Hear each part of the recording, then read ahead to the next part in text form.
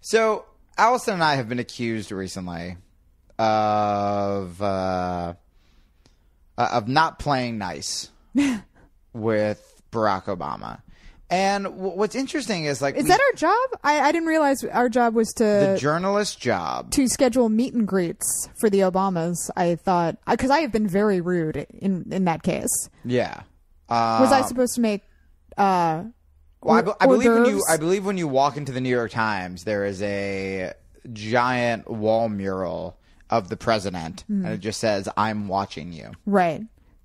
And you're supposed to abide by that. Just to be clear, was I supposed to have like brought flowers for Michelle or like hors d'oeuvres or something like wine? I always bring wine. I bring stuffed animals for the children. I have been very rude. I have not been doing that. I've just been. There was a reason that Sasha has always given you the stink eye. I've just been critically thinking and aggressively fact checking. No, I have been befriending these two young girls. Yeah. Women, soon to be women. That's true. Young ladies now. Sorry, Sasha. And Malia. And, what's so interesting is we haven't really even... The kind of tweets and stuff that, like, we're getting or Glenn Greenwald is getting...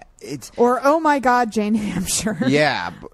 Are usually reserved for, like, when election season comes around. And everybody starts... And we're vocally saying, fuck Barack Obama. Right. And what's so scary now is we haven't really had shows where we've said, fuck Barack Obama. That's what's so weird. Like, we've been relatively tame. Yeah, we've stuck up for Obama when he needs to be stuck up for. When it came to the racism, when it came to all of that. Sure. And we've attacked Obama when he needed to be attacked. Like when it comes to war crimes. And I guess the reason I wanted to bring this up and what's so scary is that the fact that it's coming out now is scary because we're not assaulting him personally. And I guess, back in the election... During the election, it could definitely seem like we were assaulting him more personally because we were going over his policies and his character. Whereas right now, when we're talking about, like, for example, the drone strikes in Libya, we're not talking about Barack Obama. We're talking about drone strikes in Libya. And what's so scary to me now is these kind of self-proclaimed Obama bots are... Just hearing that and automatically any criticism of policy is suddenly a criticism of Obama, which means that we are awful people that hate our first black president. Right. And that's kind of freaking me out where it's like, man, now we're getting to the point of like not even questioning fucking policy. Like that's terrifying. Maybe it's because the election's coming. Maybe it's because it's soon. I mean, maybe. I think a lot of it's just out of desperation. I don't believe that these people who are contacting us are stupid in any kind of way. In fact, I know most of them are very intelligent but whether and they all joke about it where they're like, I'm a proud Obama bot, and they're saying that they're not that, but they're apologists. If you can't see that your president that you got elected has increased troops in Afghanistan, has increased predator drone strikes, has killed innocent civilians, if you can't criticize him for that, you are an apologist. Yeah. End of story. Yeah. And I love you. There are people who I do respect, who I agree with on like 90% of the issues out there. But on that 10%, man, there are countries between us, Right. And, I guess what makes me so sad is this. There are people who listen to the show who support Barack Obama. I wanted nothing more than to support Barack Obama. I still like Barack Obama sometimes on certain matters. A lot rarer than I used to.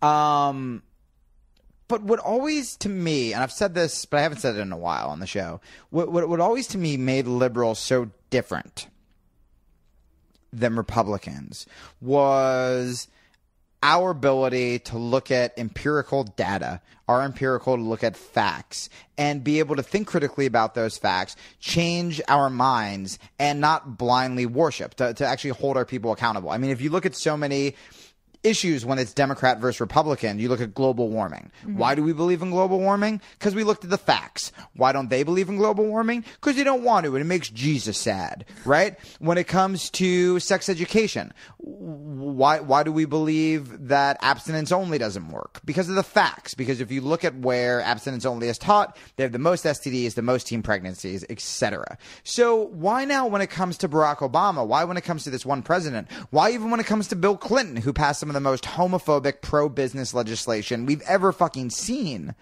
Why when it comes to our guys, can't we critically think to that level?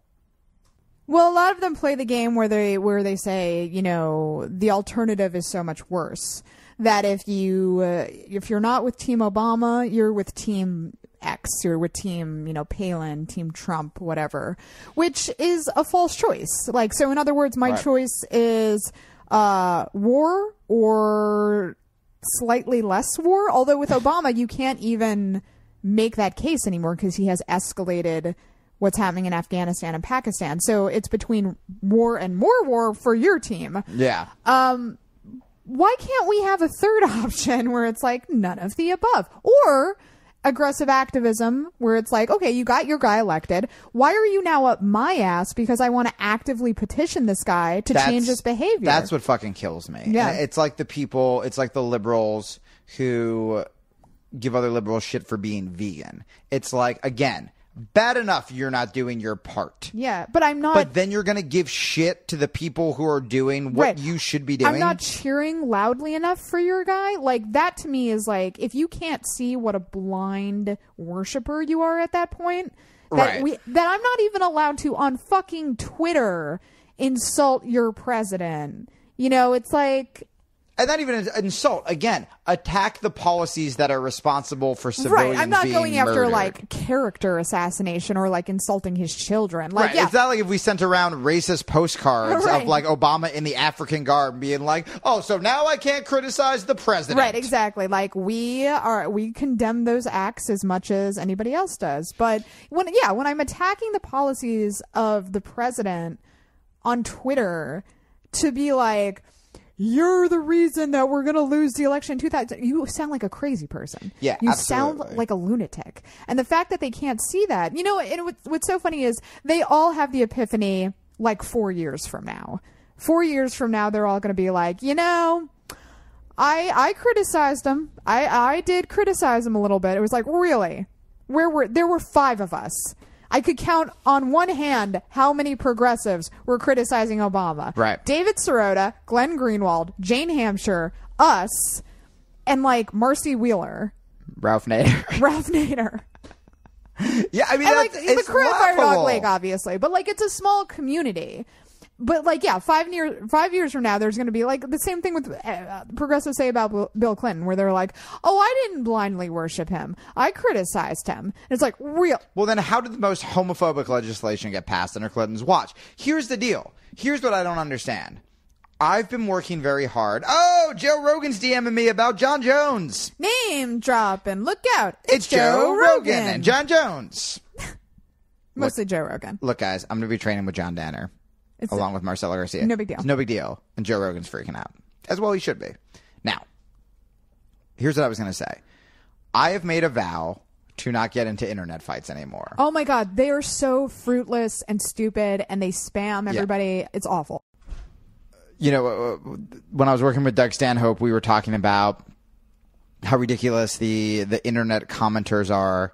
And, you know, he doesn't read that stuff anymore. When we were backstage with Rise Against, they were like, we had our message board for exactly a year. So funny. Before it completely dissolved and they just shut it down. I know. Yeah, that was hilarious to us. Well, it was especially hilarious because combining Stanhope's like, yeah, your little dreams of socialism aren't working now, where it just takes a couple fucking assholes and it makes you want to turn into a fucking dictator where you're just like, shut it all down. And like Rise Against did that. Like they're like the nicest, sweetest, most progressive people. And to see them be like, well, and they had a good reason. Like Zach was just like, it just wasn't healthy. Like people were just being mean to each other. And we were like, yeah. Yeah. where it's like, so Yeah. now they just post like activism links. And they're like, Right, if you right. want to be a good person, go here. If you have enough time to troll all day on a message board, chances are you're not going to do these things. Right. Anyway, my point being is, so of course it lasted a day and I'm Twitter fighting with this guy about Obama. And, you know, I don't remember where I was going with this. I just don't understand. How you became the enemy? Right. For again, I remember exactly what I was going to say. Is so when I do internet fight, I go crazy. And of course, I have to see who this person is, how many followers they have. Oh my God, I have you to read their stalk them? profile. Oh No, my- I just click over once. You've done the same thing. You click over once and you see who the fuck it is. No, I don't do that anymore on Twitter. But you used to, though, right? Occasionally. You want to see who is yelling at you. Okay. I do. So I click the profile, and whenever I click the profile of these Obama supporters, it's always like lifelong progressive, Yeah. anti-war activist, you know. Except when there's a war. And that's what upsets me the most, where it's like, okay, so if these things mean enough for you to put them in your little profile, then wouldn't it behoove you to try to pressure the president into actually following through with the ideals that you hold so true? Well, what happens along the way is they think that they're being a pragmatist when Right. when in fact they're being an apologist. They're like, this is the real world, he says, with no military training whatsoever, far from a battlefield. Right. You know, they act like these armchair generals where they're like, this is the real world. We're getting bombs dropped on us. You don't know what's out here. Right. He blogs from Williamsburg, you know? Right. So we are portrayed as these idealistic, naive daydreamers. But again, When in fact we're the only ones being morally and ethically consistent, because if this was here, every good liberal on Twitter would be pissed the fuck off. right. Yeah, absolutely. I mean, I guess what's even like more upsetting is like you just look at, and we've talked about this with Obama, the great negotiator. We got to get him back on. Is you just look at the laws of negotiation, and these people should be happy where it's like, if there are people like us and Greenwald and all of you guys out there pressuring Obama to be as anti-war as possible, then don't the laws of negotiation say at least we'll land somewhere a little more peaceful than we are now? Right. Whereas if you do what these guys do, which is just blindly support the president, but meanwhile, while we're not doing anything, you have the conservatives pushing him to bomb everything with a yucky sounding Middle Eastern name, then where do you think he's going to land? Right, He's going to exactly. land somewhere more towards the right. Yeah, and I mean, what's so incredible to me is they're the ones being intolerant. You know, it's not as though we never criticize them on the interwebs, but we're not trying to silence them and force them out of the party. Whereas I really feel like they're trying to silence us and force us out. Well, and even the Where they're Obama just like- administration, Rahm Emanuel called us progressives retards. Yeah. I mean, we're getting bashed all the time. We're constantly getting thrown under the bus. Yeah, and I mean, like, is the Democratic Party not divided enough? Like, Right. can we just agree that we have certain liberal ideals, and those ideals include being anti-war? Yeah. Regardless of who's president, it's not a good thing to be bombing and killing innocent children. Yeah. Can we agree on that? If we can agree on that, then you have to criticize the president when he escalates a war in Afghanistan and escalates drone strikes in Pakistan. You have to. Yeah. Otherwise, if you fail to do so, you're morally and intellectually inconsistent. Absolutely. And you would laugh at Republicans if they did the same thing. I know.